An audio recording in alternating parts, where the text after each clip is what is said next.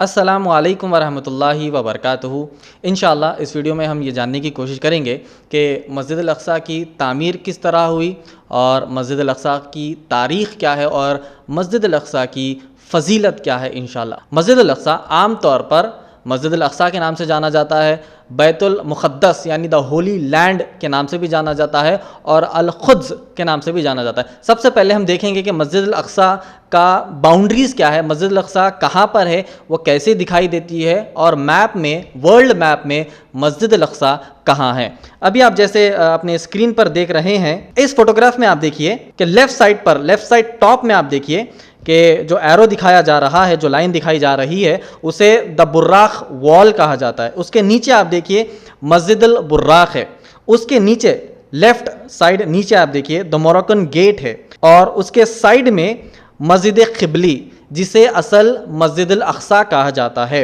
मस्जिद अल-अक़सा जहाँ पर नमाज होती है, उसके साइड में अगर आप बाजू में देखेंगे तो मुसल्ला मरवानी आप देखते हैं और उसी तरह और आप साइड में देखेंगे तो बाबुर रहमान आप देखते हैं। उसके ऊपर आप चले जाइए, गोल्डन गेट है, डोम ऑफ द चेन है और जो पीली गुम्मद, येलो कलर की, गोल्डन कलर की जो हम गुम्मद देखते हैं, the Dome of the Rock, आम तौर पर मुसलमान ये समझते हैं कि वो मस्जिद अल-अक़सा है, मगर उसका नाम है द डोम ऑफ रॉक। उसके बिल्कुल साइड में आप देखेंगे, राइट साइड में द थ्रोन ऑफ सुलेमान। जो भी हमने नाम कहे हैं उसके लाइन के एरो में आप देख सकते हैं। ये एक फोटोग्राफ है जो डिटेल में है।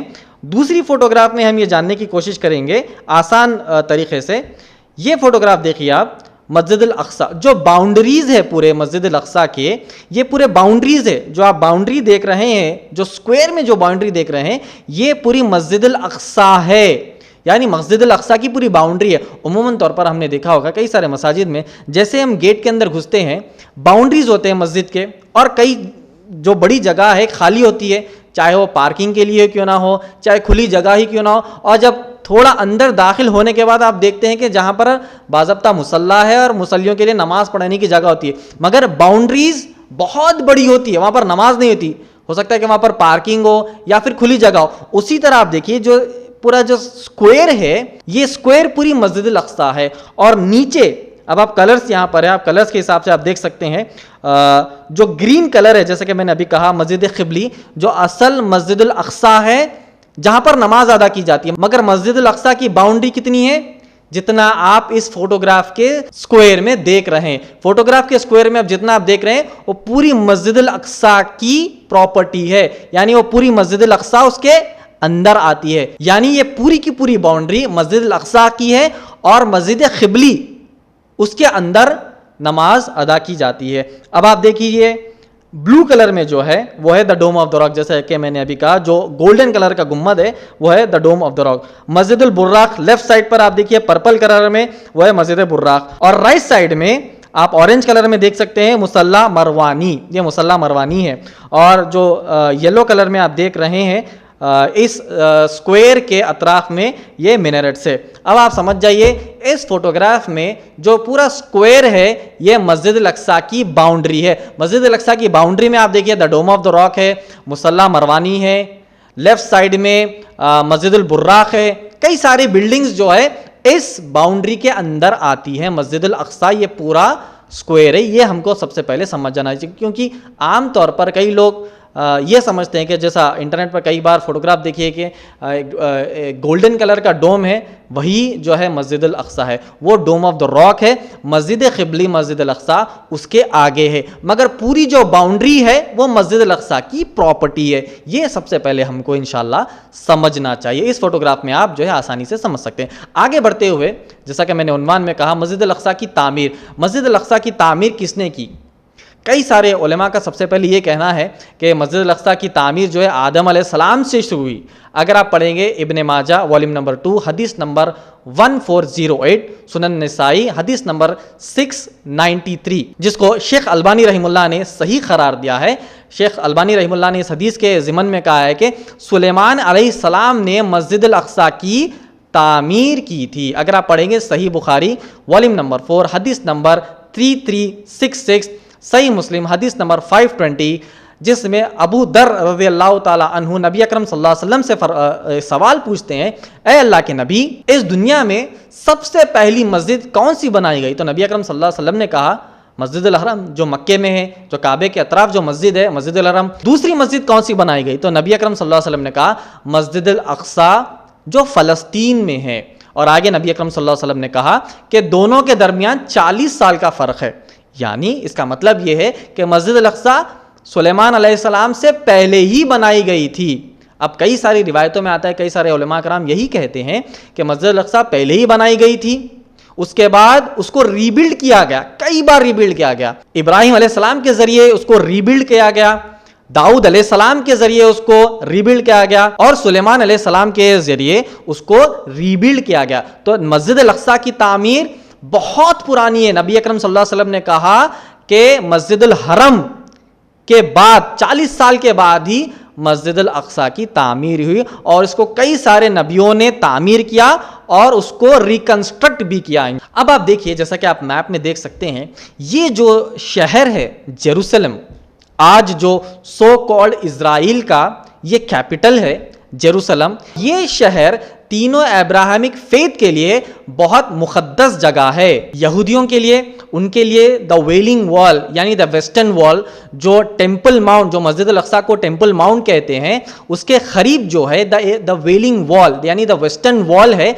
जहां पर यहूदी अपना रुख कर कर अपनी इबादतें करते हैं। और सारी दुनिया से यहूदी यहां पर सफ़र कर कर उस दीवार के पास, आपने देखा होगा तस्वीरों में या वीडियोज़ में, यहूदी इस दीवार को अपना सर रखकर, उसके ऊपर अपना सर रखकर उसकी इबादत करते हैं, उसकी तरफ अपना रुख कर कर इबादत करते हैं। यानी जैसा हमारे लिए काबतुल्लाह है, हरम शरीफ है, उसके बाद मस्जिद नबवी है और मस्जिदुल अक्सा, जिस तरीके से हमारे लिए ये मुक़द्दस जगह है, यहूदियों के लिए the Western Wall, the Wailing Wall, उनके लिए बहुत ज़्यादा इम्पॉर्टेंस है। उनकी मज़हब में, यहूदियत में यह बहुत ज़्यादा इम्पॉर्टेंस रखती है। दूसरा, ईसाइयों के लिए, ईसाई कहते हैं कि ईसा अलैहिस्सलाम जेरूसलम में ही पैदा हुए, उनकी ज़िंदगी जेरूसलम में ही गुजरी, और जेरूसलम से ही वो, हमारा अकीदा है कि वो आसमान की तरफ चले गए, और ईसाइयों का अकीदा यह है कि वो क्रूसीफाई कर दिए गए हैं। तो माना यह है कि ईसा अलैहिस्सलाम की पैदाइश जेरूसलम में हुई, और ईसाइयों के लिए भी जेरूसलम जो है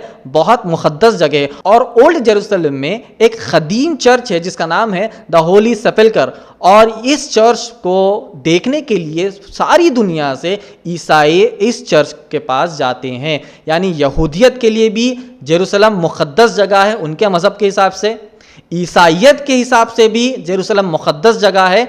और आप और हम जानते हैं कि मुसलमानों के लिए फ़लस्तीन कितनी बहुत बड़ी मुक़द्दस जगह है, और उसके अंदर जेरूसलम जो जगह है वह बहुत मुक़द्दस जगह है हमारे लिए, क्योंकि वहाँ पर मस्जिदुल अक्सा है। अब मस्जिदुल अक्सा की फ़जीलत देखिए आप। मस्जिदुल अक्सा हमारे लिए तीसरी सबसे बड़ी हुर्मत वाली और मुक़द्दस जगह है। सबसे पहले मस्जिदुल हरम जो काबे में है, जो मक्के में है।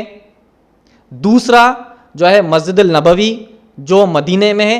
तीसरा मस्जिदुल अक्सा जो जेरूसलम में है, जो फ़लस्तीन में है। हम मुसलमानों के लिए तीसरी सबसे बड़ी मुक़द्दस जगह है ये। अगर आप पढ़ेंगे सही बुखारी वॉल्यूम नंबर 2 हदीस नंबर 1189 और सही बुखारी हदीस नंबर 1132, सही मुस्लिम हदीस नंबर 827, जिसमें नबी अकरम सल्लल्लाहु अलैहि वसल्लम ने फरमाया कि जब भी हम सवाब की नीयत से सफ़र करेंगे तो 3 जगह का सफ़र करेंगे।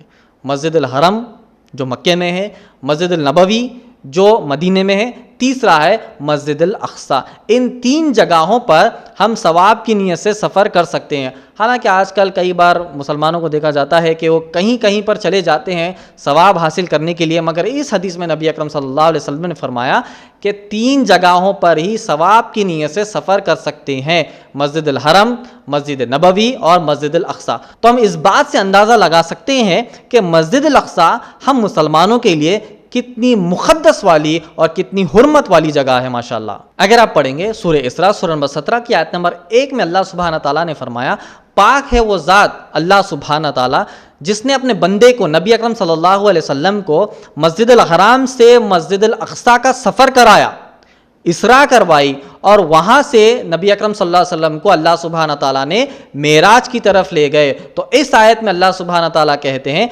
पाक है वो ज़ात जिसने अपने बंदे को, नबी अकरम सल्लल्लाहु अलैहि वसल्लम को सफ़र करवाया मस्जिदुल हराम से मस्जिदुल अक्सा, ताकि नबी अकरम सल्लल्लाहु अलैहि वसल्लम को चंद निशानियां दिखा सके। तो इससे हमको इस बात का पता चलता है कि मस्जिद अक्सा हमारे लिए कितनी हुर्मत वाली है और कितनी मुक़द्दस है। हो सकता तो अल्लाह सुब्हाना ताला जो है नबी अकरम सल्लल्लाहु अलैहि वसल्लम को हरम से ही, यानी काबे के तरफ से ही, मस्जिदुल हरम से ही मेराज पर लेके चले जाते, और हो सकता तो मस्जिद नबवी से नबी अकरम सल्लल्लाहु अलैहि वसल्लम को अल्लाह सुब्हाना ताला मेराज के लिए लेकर जाते, मगर अल्लाह सुब्हाना ताला ने मस्जिद अक्सा से नबी अकरम सल्लल्लाहु अलैहि वसल्लम को मेराज की तरफ बुलाया। का माना यह है कि मस्जिद अक्सा मुसलमानों के लिए बहुत ज़्यादा हुर्मत वाली जगह है। अगर आप पढ़ेंगे सूरह माइदा सूरह 5 की आयत नंबर 21 में अल्लाह सुब्हाना ताला ने फरमाया कि मूसा अलैहिस्सलाम ने अपनी कौम से कहा, ऐ मेरी कौम दाखिल हो जाओ इस मुक़द्दस जगह में, यानी जो जेरूसलम की जो जगह है उस जगह में दाखिल होने के लिए मूसा अलैहिस्सलाम ने अपनी कौम को कहा कि ये मुक़द्दस जगह है, ये पाक जगह है। क्यों पाक है?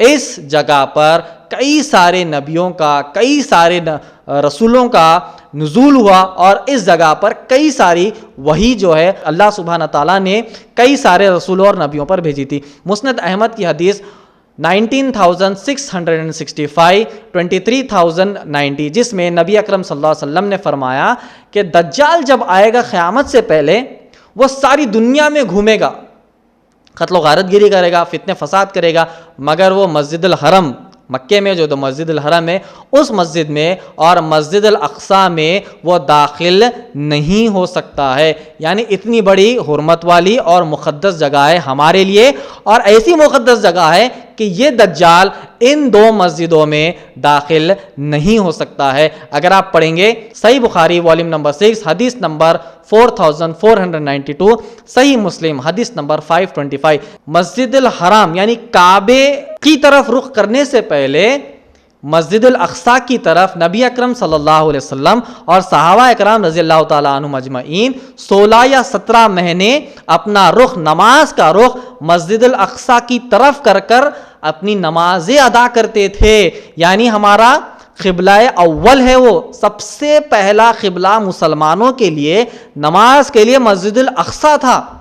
जैसा आज हम मस्जिदुल हरम काबे को देखते हैं कि कितनी मुक़द्दस जगह है, सारी दुनिया के मुसलमान जो है मस्जिदुल हरम काबे की तरफ अपना रुख कर कर नमाज पढ़ते, तो कितनी बड़ी नज़र से हम काबे को और मस्जिदुल हरम को देखते हैं। उसी तरह 16 या 17 महीने नबी अकरम सल्लल्लाहु अलैहि वसल्लम और सहाबा मस्जिदुल अक्सा की तरफ अपना रुख कर कर नमाज पढ़ते, तो इतनी बड़ी फजीलत है मस्जिदुल अक्सा की मुसलमानों के लिए, और इस्लाम के अंदर मस्जिदुल अक्सा बहुत मुक़द्दस जगह है। अगर आप पढ़ेंगे सही मुस्लिम हदीस नंबर 172, जिसमें नबी अकरम सल्लल्लाहु अलैहि वसल्लम ने फरमाया, बहुत बड़ी हदीस है ये, आखिर में हदीस के आखिरी हिस्से में नबी अकरम सल्लल्लाहु अलैहि वसल्लम ने फरमाया कि मेराज को जाने से पहले मैंने सारे रसूलों को और नबियों को मस्जिदुल अक्सा में नमाज पढ़ाई, बाजमात नमाज पढ़ाई। नबी अकरम सल्लल्लाहु अलैहि वसल्लम ने इमामत की, और बाकी रसूलों ने, नबियों ने नबी अकरम सल्लल्लाहु अलैहि वसल्लम की इमामत में मस्जिदुल अक्सा के अंदर जो है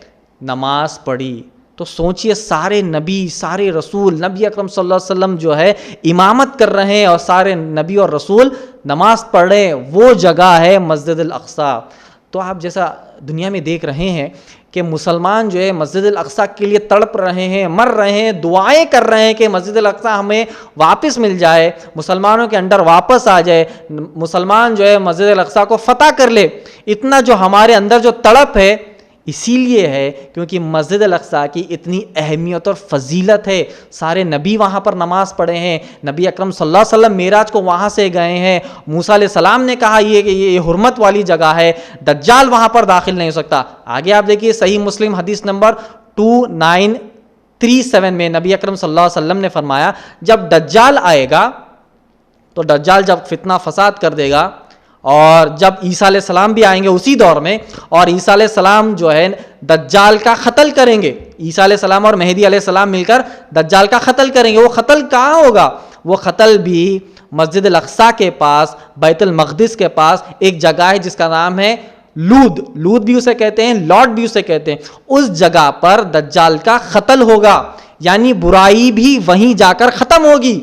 मस्जिदुल अक्सा के पास जेरूसलम के अंदर दज्जाल इतना बड़ा फितना है। नबी अकरम सल्लल्लाहु अलैहि वसल्लम ने कहा कि मेरी उम्मत के लिए सबसे बड़ा फितना है दज्जाल, और वो दज्जाल इतना बड़ा जो फितना है उम्मत मुस्लिमा के लिए, ये बुरा इंसान जो है उसी जगह पर जाकर कत्ल कर दिया जाएगा ईसा अलैहिस्सलाम और मेहदी अलैहिस्सलाम के हाथों, और उस जगह का नाम है लूत, यानी लॉट और लूद आप कह सकते हैं। और आज के दौर में इस जगह पर लूत या लॉट की जगह पर इजरायली आर्मी बेस है, जहां पर दज्जाल का कत्ल होने वाला है। आज के दौर में इजरायली आर्मी बेस वहीं पर है, जेरूसलम के बिल्कुल करीब में। और नबी अकरम सल्लल्लाहु अलैहि वसल्लम ने कहा इसी जगह पर जो है दज्जाल का खात्मा होगा, दज्जाल यहीं पर मरने वाला है। सही बुखारी वॉल्यूम नंबर 5 हदीस नंबर 3886, नबी अकरम सल्लल्लाहु अलैहि वसल्लम ने फरमाया कि जब नबी अकरम सल्लल्लाहु अलैहि वसल्लम ने कुरैश को यह बताया कि अल्लाह सुब्हाना ताला ने मुझे इसरा कराई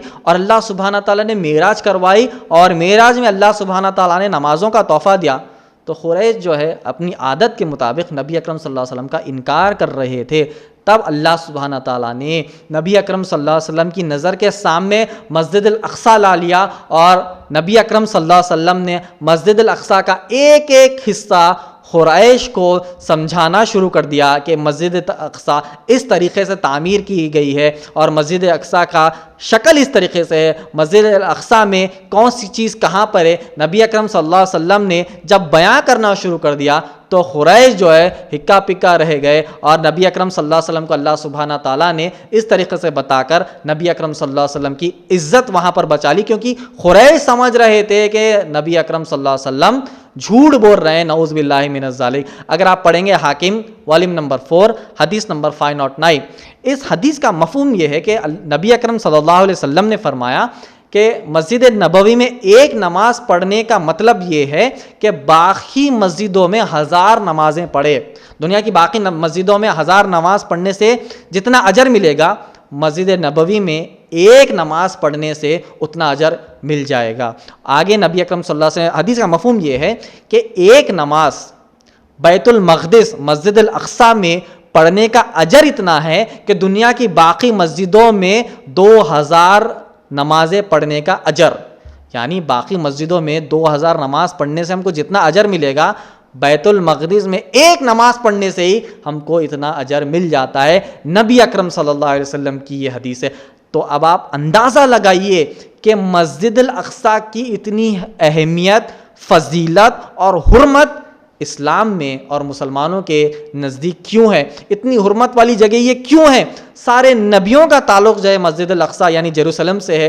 सारे नबियों के लिए यानी मैक्सिमम नबियों को अल्लाह सुब्हाना ताला ने इसी एरिया में भेजा और कई सारे नबियों को, रसूलों को अल्लाह सुब्हाना ताला ने वही जो है इसी एरिया में भेजा। मूसा अलैहिस्सलाम ने अपनी कौम को कहा कि दाखिल हो जाओ, ये जो है मुक़द्दस जगह है। नबी अकरम सल्लल्लाहु अलैहि वसल्लम ने कहा कि मस्जिद अल अक्सा तीसरी बड़ी हुर्मत वाली जगह है। इसीलिए आप पूरी दुनिया में देखते हैं कि मुसलमान तड़पते हैं, मरते हैं, अपनी जानों को कुर्बान करते हैं इस जगह को वापस हासिल करने के लिए, क्योंकि मुसलमानों के लिए ये सबसे बड़ी हुर्मत वाली जगह है। अब हम देखेंगे कि फ़लस्तीन की तारीख़ क्या है। 6000 BCE में एक कबीला जिसका नाम था कैनानाइट्स, वो कबीला अरेबियन पेनिनसुला से निकलकर फ़लस्तीन में जाकर बस गया। उस एरिया में यानी फ़लस्तीन में जाकर वो बस गया और इन्हीं के नाम से निकलता है पैलेस्टीन। कैनानाइट्स के नाम से ही निकलता है पैलेस्टीन, क्योंकि इन्हीं के नाम से ये नाम रखा गया है फ़लस्तीन।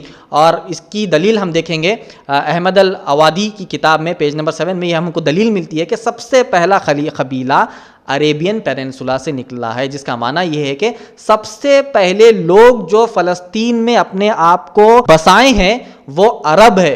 जैसा कि आज यहूदी दावा करते हैं कि वो उनकी ज़मीन है, कि वो उनका स्टेट है, उनकी कंट्री है। यहूदी ये दावा करते हैं कि सबसे पहले वो आए हैं। अगर तारीख़ का मुताला करेंगे तो हमको ये मालूम होगा कि अरेबियन पेनिनसुला से कैनानाइट्स नामी कबीला, अरब कबीला जाकर फ़लस्तीन में बस गया था। तो अगर आप कहेंगे कि जो पहले आया फर्स्ट कम फर्स्ट सर्व के हिसाब से भी फ़लस्तीन जो है मुसलमानों की प्रॉपर्टी है और मुसलमानों के नाम पर ही वो होनी चाहिए इंशाअल्लाह। इब्राहीम अलैहिस्सलाम के 600 साल के बाद यहूदी फ़लस्तीन में दाखिल हुए, तकरीबन 1400 BC में, जिसका माना ये है कि यहूदी फ़लस्तीन में दाखिल होने से 4500 साल पहले कैनानाइट्स नामी अरेबियन कबीला जो है फ़लस्तीन में बस गया था। यानी सबसे पहले अरब आए, उसके बाद ये घुसपैठिए यहूदी फ़लस्तीन में दाखिल होना शुरू हुए। उसके बाद 587 BC में किंग नेबुकदनेस्सर, बेबीलोनियन हुकूमत का जो राजा था किंग नेबुकदनेस्सर, उसने जेरूसलम को फतह किया और उसने 587 BC में मस्जिद अल-अक़सा को ढा दिया। उसके बाद 1067 BC में, क्योंकि यहूदी ये कहते थे कि उस जगह पर हेकल सुलेमानी है, द सोलोमन्स टेम्पल है वहाँ पर, उन्होंने क्या किया, 1067 BC में सोलोमन टेम्पल को तामीर कर दिया। फिर 70 CE में रोमन्स ने फिर हमला किया, उन्होंने फतह किया और उन्होंने द सोलोमन्स टेम्पल को गिरा दिया और प्लेन ग्राउंड बना दिया, बिल्कुल चटियल मैदान, पूरे बाउंड्रीज निकाल दिए और उन्होंने क्या किया, 70 CE में पूरा प्लेन ग्राउंड बना दिया। पहले मस्जिद अल-अक़सा को ढाकर सोलोमन टेम्पल बनाया गया, उसके बाद रोमन्स ने कॉन्कर किया, उन्होंने फतह किया, उन्होंने गिराकर क्या किया, प्लेन ग्राउंड बना दिया। और ये लोग मुसलमानों से, यहूदियों से इतनी नफरत करते थे, उस जगह पर ये लोग जो है कचरा डालते थे, यानी गंदगी, अपने पूरे एरिया की गंदगी लाकर मस्जिद अल-अक़सा में वो डंप करते थे। उसके बाद 638 क्रिश्चियन एरा में, जैसा कि हम आम तौर पर सुनते हैं कि उमर रज़ियल्लाहु ताला अन्हु ने वापस जो है जेरूसलम को फतह किया। जब वहाँ पर उमर रज़ियल्लाहु ताला अन्हु और दीगर सहाबा फतह करने गए थे, वहाँ का क्रिश्चियन किंग, क्रिश्चियन पादरी जिसका नाम था सोफ्रोनियस, उसने कहा कि मैं जो है मुसलमानों के लीडर को मस्जिद अल-अक़सा यानी जेरूसलम की चाबी हाथ में थमाऊंगा।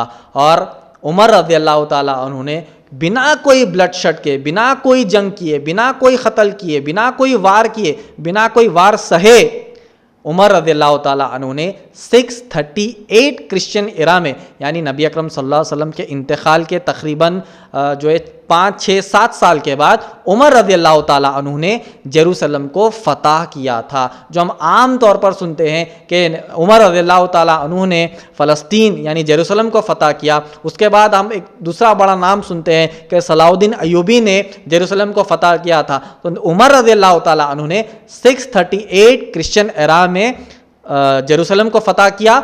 और वो जो कचरा रोमन्स ने डाला था मस्जिद अल-अक़सा के कंपाउंड के अंदर, वो चटियल मैदान जिन्होंने बना दिया था, उमर रज़ियल्लाहु ताला अन्हु ने हुक्म दिया कि सब साफ़ किया जाए। और उमर रज़ियल्लाहु ताला अन्हु ने उस जगह को आइडेंटिफाई किया जहाँ पर नबी अकरम सल्लल्लाहु अलैहि वसल्लम ने नमाज पढ़ी, और उमर रज़ियल्लाहु ताला अन्हु ने उस मस्जिद को फिर से तामीर किया। और आज हम देखते हैं कि उसी तरीके से वो मस्जिद बनी हुई है। और फिर उमर रज़ियल्लाहु ताला अन्हु ने साफ़ सफाई करने के बाद उस जगह पर उमर रज़ियल्लाहु ताला अन्हु ने अपनी नमाज अदा की। उसके बाद ये हुआ कि 692 क्रिश्चियन एरा में उमय्यद खलीफा अब्दुल मलिक बिन मरवान ने द डोम ऑफ रॉक की तामीर की। जो हम फोटोग्राफ्स में देखते हैं कि जो गोल्डन डोम है वो द डोम ऑफ रॉक है, इसकी तामीर अब्दुल मलिक बिन मरवान ने 692 क्रिश्चियन एरा में की। उसके बाद फिर ये हुआ कि 450 साल के बाद 1099 क्रिश्चियन एरा में घुसपैठ फिर से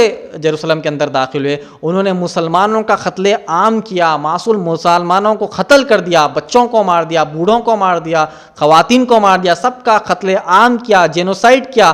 कर कर इन घुसपैठियों ने जेरूसलम को फिर से फतह कर लिया, जेरूसलम पर फिर से कब्ज़ा हासिल कर लिया। उसके बाद 88 साल बाद 1187 क्रिश्चियन एरा में सलाउद्दीन अय्यूबी ने जेरूसलम को फिर से फतह किया।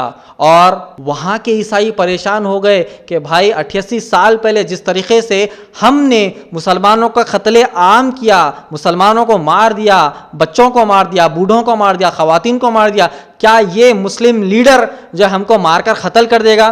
तो अल्हम्दुलिल्लाह सलाउद्दीन अय्यूबी ने किसी का कत्ल नहीं किया, सबको अपने मज़हब की आज़ादी थी। ईसाई जो है अपने हिसाब से अपनी इबादतें कर रहे थे, यहूदी अपने हिसाब से इबादतें कर रहे थे, मगर अल्हम्दुलिल्लाह 1187 क्रिश्चियन एरा में सलाउद्दीन अय्यूबी ने जेरूसलम को फिर से फतह किया और मुसलमानों की लीडरशिप वहाँ पर दोबारा कायम की। अब आप देखिए ये जो मसला है जेरूसलम का और मस्जिद अल अक्सा का, जैसा हम देख रहे हैं मस्जिद अल अक्सा पर कई बार हमले हुए। जैसा कि मैंने कहा कि जो मस्जिद अल अक्सा को ढाया गया, फिर तामीर की गई, फिर ढाया गया, वहाँ पर हैकल सुलेमानी यानी द टेम्पल ऑफ सुलेमान बनाया गया, फिर ढाया गया, फिर जो है मस्जिद की तामीर हुई। तो मस्जिद अल अक्सा पर जो है अटैक्स और मस्जिद अल अक्सा पर जो है हमले होते रहे।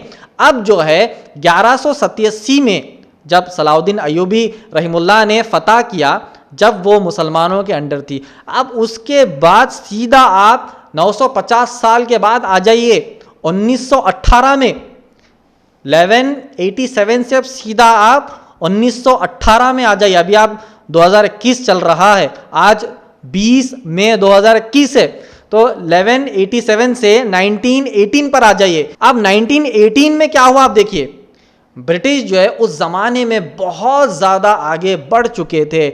उस ज़माने में जो है 1918 में तो हिंदुस्तान में ब्रिटिश हुकूमत कर रहे थे, बिजनेस के तौर पर आए और यहाँ पर हुकूमत करना शुरू कर दिए। तो 1918 में जब ब्रिटिश और यूएन, अब आप यूएन देख लीजिए, यूनाइटेड नेशंस ऑर्गेनाइजेशन, अब यूएन और ब्रिटिश ने 1918 में मिलकर एक जो है रेजोल्यूशन निकाला, एक सोल्यूशन निकाला। उन्होंने क्या किया, 1918 में फलस्तीन को अपने अंडर ले लिया। यूनाइटेड नेशंस ने, ब्रिटिश ने क्या किया, 1918 में फलस्तीन को अपने अंडर ले लिया। उसके बाद आप देखिए 1947 में क्या हुआ, यूएन और ब्रिटिश ने मिलकर ये इजराइल और फलस्तीन का मसला निकाला।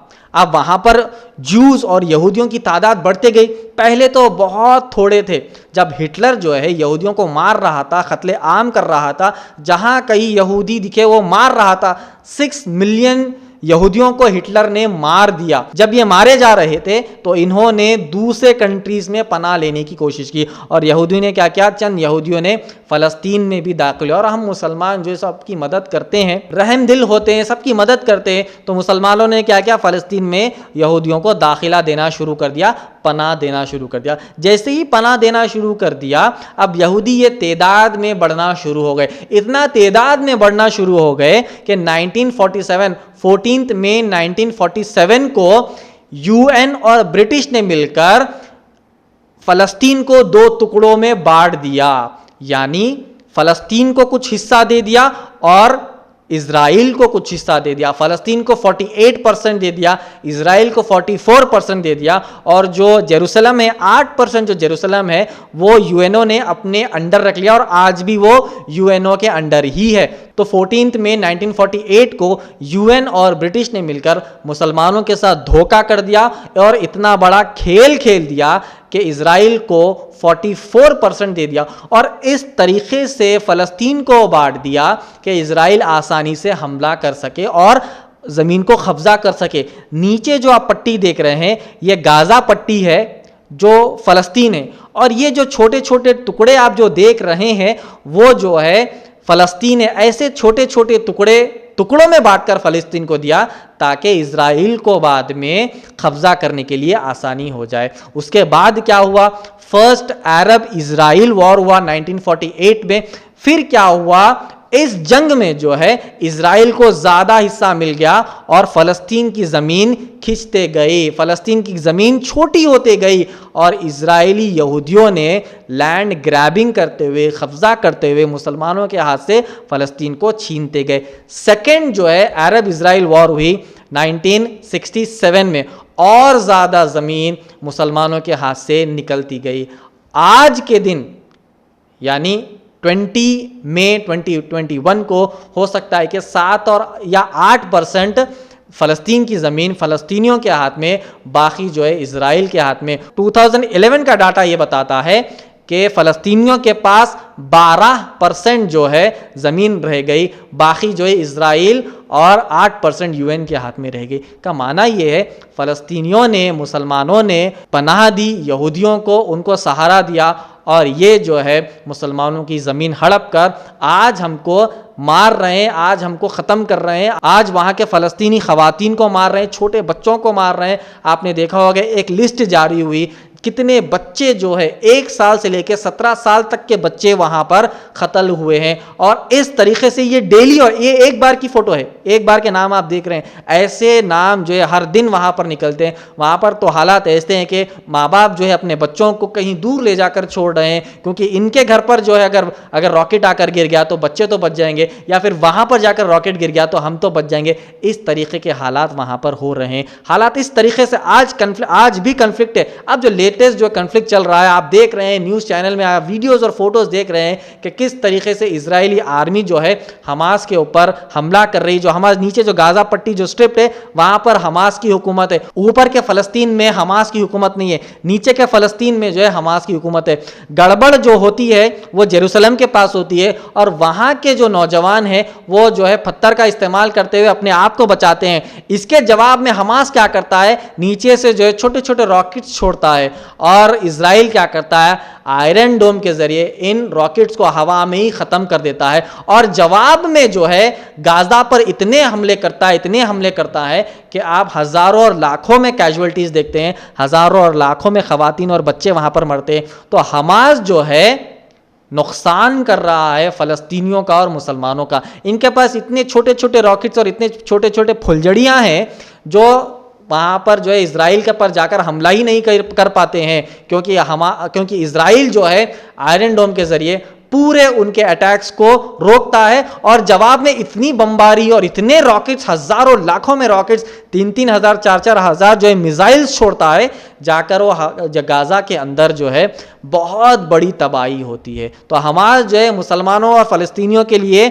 जो है रहमदिल नहीं है, वो जो है मुसलमानों और फलस्तीनियों को नुकसानदेह है, ये हमको समझना चाहिए। क्योंकि हमास के पास उतनी ताकत ही नहीं है कि वो इजराइल की जो है इजराइल का मुकाबला करे। इजराइल तो वो देश है जिसने जो है कई सारे कंट्रीज को जो है हथियार सप्लाई किए। हिंदुस्तान में भी 1971 में जब जंग हुए, इजराइल ने हिंदुस्तान को कई सारे जो है हथियार दिए। इजराइल जो है दुनिया में कई लोगों को हथियार बांटता है, हमास को तो चाप कर फेंक देगा। अब करना क्या है, हमास भी काम का नहीं है, वहाँ के मुसलमान भी काम के नहीं है, तो करना क्या है, फ़लस्तीन वापस कैसे हासिल होगा। तो इसका सिंपल सा जवाब यही है कि हमको अल्लाह सुब्हाना ताला पर तवक्कल करना है, अल्लाह सुब्हाना ताला से गिड़गिड़ा के दुआएं मांगना है।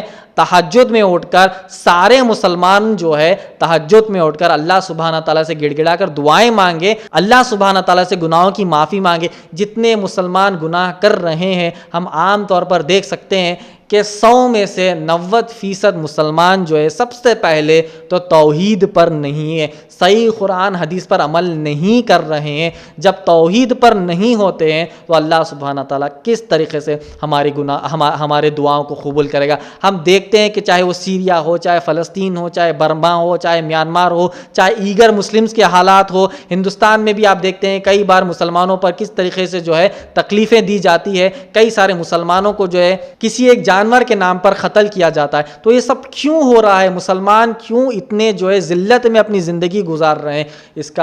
इसकी वजह यही है कि हम जो है तौहीद से हट गए, हम जो है कुरान हदीस से हट गए। जब हम कुरान हदीस को अपना रहबर नहीं बनाएंगे तो अल्लाह सुब्हाना ताला कैसे मदद करेगा। ईगर मुसलमानों के हालात तो आप देखिए, सबसे बदतर हालात ईगर मुस्लिम्स के।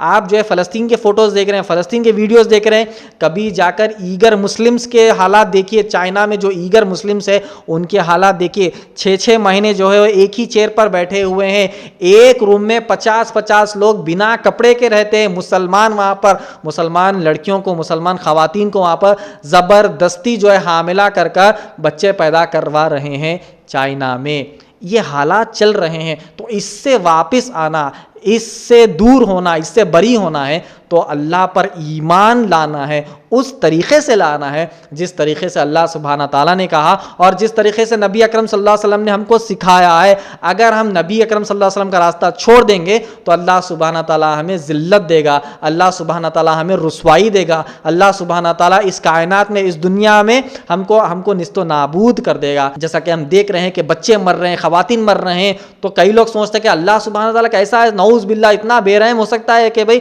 बच्चे मर रहे हैं और जो ख़वातीन मर रहे हैं, बूढ़े मर रहे हैं, तो क्या अल्लाह सुब्हाना ताला किसी को ला ना दे, कोई हाकिम को लाना दे, कोई अल्लाह सुब्हाना ताला एक खलीफा को लाना दे कि वो फतह कर दे। वो कब आएगा, वो इंसान कब आएगा, वो खलीफा कब आएगा? जब मुसलमान जो है सही कुरान और सही हदीस पर चलेंगे, अकीदा दुरुस्त करेंगे, अल्लाह पर जो हमारा अकीदा है उस पर दुरुस्त करेंगे, नबी अकरम सल्लल्लाहु अलैहि वसल्लम को जो हमारा अकीदा है उसको दुरुस्त करेंगे, कुरान हदीस पर वापस आएंगे, तब अल्लाह की मदद ऊपर से आएगी। जब तक नहीं आने वाली है। तहज्जुद में उठकर आप करोड़ों दुआएं कर ले, वो दुआ आसमान तक जाकर वापस आ जाएगी, अल्लाह सुब्हाना ताला तक तभी जाएगी जब हमारा अकीदा दुरुस्त होगा, जब हमारा अकीदा सही होगा, कुरान हदीस के मुताबिक होगा। मुसलमानों के लिए ये नसीहत है, मुसलमानों के लिए ये जो है एक पैगाम है कि वापस कुरान और हदीस की तरफ आ जाए, चाहे वो फ़लस्तीन का मामला क्यों ना हो, चाहे ईगर मुसलमानों का मामला क्यों ना हो, बर्मा के मुसलमानों का मामला क्यों ना हो, हिंदुस्तान के मुसलमानों का मामला क्यों ना, कोई भी मुसलमान का मामला क्यों ना हो, वो तभी सही हो सकता है जब जो है हम मुसलमान हमारे दीन पर वापस अमल करना शुरू करेंगे, अकीदा दुरुस्त करेंगे, कुरान हदीस पर वापस आएंगे। कैसे आएंगे? तो उलमा का दामन थाम लीजिए, जो कुरान हदीस के वारिस है उनका दामन थाम लीजिए, उनसे इल्म हासिल करिए और कुरान हदीस की तरफ वापस आइए, तभी जो है हम जेरूसलम भी फ़तह कर सकते हैं अगर हम कुरान हदीस पर वापस आएंगे। अगर हम कुरान हदीस पर वापस नहीं आएंगे तो अल्लाह सुब्हाना ताला ज़लीलो ख़ार कर देगा और अल्लाह सुब्हाना ताला निस्तो नाबूद कर देगा मुसलमानों को। तो अल्लाह सुब्हाना ताला से दुआ यही है कि जो मुसलमान जो है अल्लाह की राह में अपने जानों को कुर्बान किया, अल्लाह सुब्हाना ताला उनकी जान की कुर्बानी को अल्लाह सुब्हाना ताला कबूल करे। अल्लाह सुब्हाना ताला जो है फ़लस्तीन के मुसलमानों की जान की हिफाजत करे। अल्लाह सुब्हाना ताला फ़लस्तीन के जो है बच्चों की हिफाजत करे, ख़वातीन की हिफाजत करे, बूढ़ों की हिफाजत करे, नौजवानों की हिफाजत करे। अल्लाह सुब्हाना ताला ईगर मुसलमानों की हिफाजत करे, वो जो जुल्म से गुजर रहे हैं अल्लाह सुब्हाना ताला उस जुल्म से उनको बरी कर दे। अल्लाह सुब्हाना ताला जो फ़लस्तीन में जो बच्चे मर रहे हैं, जो जुल्म कर रहे हैं, जो जालिम हुक्मरान हैं, अल्लाह सुब्हाना ताला उन्हें दीन की तरफ फेर दे। अगर वो दीन की तरफ पलटने वाले नहीं हैं तो अल्लाह सुब्हाना ताला उन्हें निस्तो नाबूद कर दे। अल्लाह सुब्हाना ताला जो है ईगर मुस्लिम को जो जुल्म दे रहे हैं, जो जालिम है, उनको दीन की तरफ फेर दे। अगर वो दीन की तरफ नहीं फेरते अल्लाह सुब्हाना ताला उन्हें निस्तो नाबूद कर दे। बर्मा में, हिंदुस्तान में, चाहे दुनिया के खित्ते ज़मीन में जहाँ कहीं भी गैर मुसलमान जो है मुसलमानों पर जुल्म कर रहे हैं, अल्लाह सुब्हाना ताला उन्हें दीन की तरफ फेर दे या फिर उन्हें निस्तो नाबूद कर दे। अल्लाह सुब्हाना ताला से दुआ है कि अल्लाह सुब्हाना ताला मुसलमानों की हिफाजत करे। अल्लाह सुब्हाना ताला उन सारे मुसलमानों की हिफाजत करे जो अमन चाहते हैं, उन सारे गैर मुसलमानों की हिफाजत करे जो अमन चाहते हैं, उन सारे गैर मुसलमानों की हिफाजत करे जो सच की बात करते हैं, उन सारे गैर मुसलमानों की हिफाजत करे दूसरों की मदद करते हैं, उन सारे गैर मुसलमानों की हिफाजत करे जो सच्चाई का साथ देते हैं, जो उन सारे गैर मुसलमानों की हिफाजत करे जो दूसरों के लिए भलाई करते हैं, उन सारे गैर मुसलमानों की हिफाजत करे जो किसी का बुरा नहीं करते। और अल्लाह सुब्हाना ताला सारे उम्मत मुस्लिमा की हिफाजत करे और तभी हिफाजत अल्लाह सुब्हाना ताला करेंगे जब जो है मुसलमान अपना अकीदा दुरुस्त करेंगे, सही कुरान और हदीस पर अमल करके अपनी ज़िंदगी गुजारेंगे। अल्लाह सुब्हाना ताला इनफरादी तौर पर भी अपनी ज़िंदगी में फ़तह देगा और पूरी दुनिया में भी फ़तह देगा इंशाअल्लाह। जज़ाकल्लाह खैर व आखिरु दावाना अनिल हम्दुलिल्लाहि रब्बिल आलमीन।